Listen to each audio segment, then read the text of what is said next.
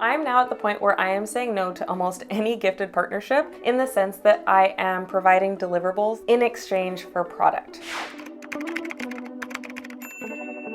Today we are going to talk transforming a gifted partnership into a paid one. First of all, there are tons of different takes on whether or not you should be taking a gifted partnership as a content creator no matter what your size is, and here's my take. In my utopia, brands should be compensating influencers for their labor. A brand shouldn't really be capitalizing off of your time, efforts, audience, your skills, but I'm not saying this is right, but we don't live in a utopia. We don't live in a perfect world. And so I do think there is a bit of a case for accepting gifted partnerships. And I know you're like, I didn't click this video to have you explain why I need to take gifted partnerships, but just bear with me. In many fields, especially creative ones, there is this critical stage of needing to build a portfolio or build experience. And the thing is, we actually see this in other fields too. We see it in corporate spaces where there's unpaid internships.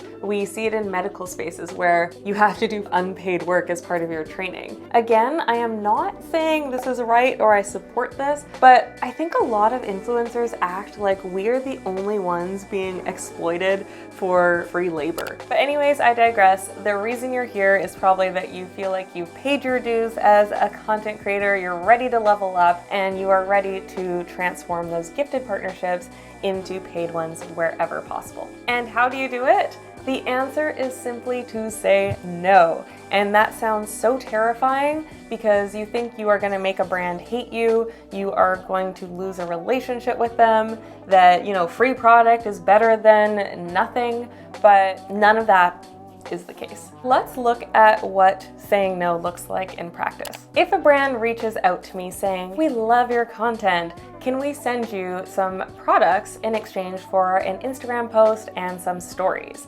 My answer is no. But if I feel like a brand is a right fit, instead of just saying a flat out no, I will try to change this partnership around into a paid one. So my answer will usually be something along the lines of, hey, thank you for reaching out. I love the sound of your products. If that's true, we want to be authentic always. I feel like they will resonate well with my audience. At this time, I'm not actually taking on any gifted partnerships. My rate for a post and a few stories would be X.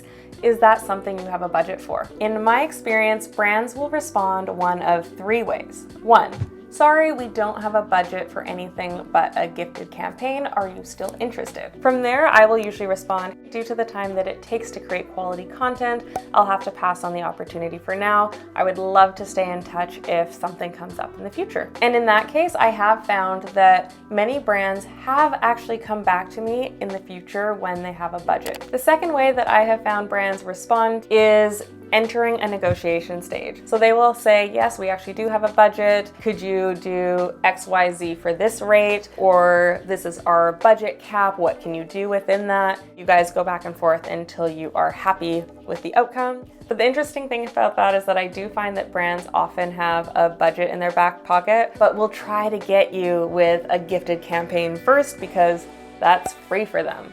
And the third and the absolute best scenario is a brand coming to you saying, oh yeah, no, those rates work well. Let's draft up a contract for it. And that doesn't happen very often because the brands that are trying to get you for a gifted campaign tend to have pretty low budgets to begin with. So if they are accepting your quote right there and then, well, next time you gotta raise your rates.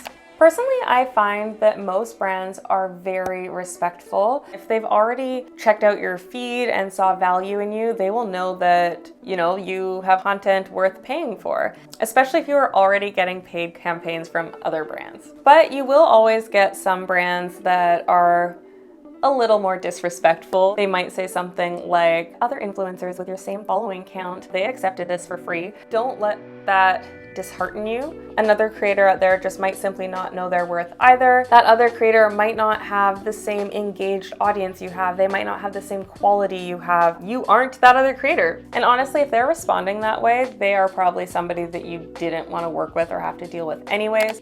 I think that in this space, we get so defeated by all the no's and we get so terrified of saying no, because often like we feel just so lucky that somebody even wanted to send us something for free in the first place. But it really is key to leveling up. And the goal, if this is something that you want to make a business, is to work with brands that pay you. So losing an opportunity with somebody that is only wanting to send you products, that's not really a lost opportunity. I hope that this was helpful and that you feel a little bit empowered to go say no to the next email in your inbox that says, will you work for free? I'd love to hear in the comments if you have tried saying no and how it went for you. If you found this video helpful, do give it a thumbs up so that YouTube pushes it out to more people and we can help more people out. And if you want to follow me where I am posting all my paid partnerships, do give me a follow at Comfy Girl Curls. That is my handle all across the internet. Until next time.